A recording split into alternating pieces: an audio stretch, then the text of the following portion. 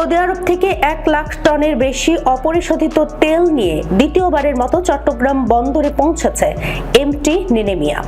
বুধবার দুপুর 1টার দিকে জাহাজটি চট্টগ্রাম বন্দরের বহির্নোঙরে নোঙর করে।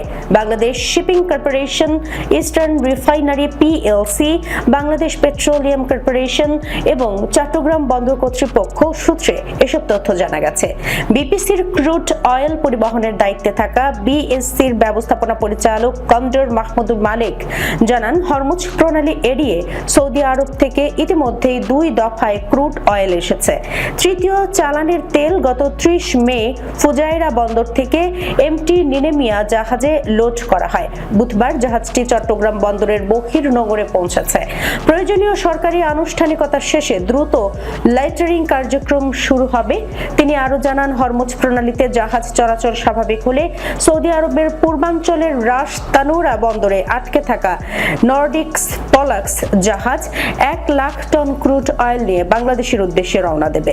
এছাড়া চলতি মাসের 27 বা 28 জুন আরো 1 lakh ton Saudi crude oil জাহাজে লোড হওয়ার কথা রয়েছে।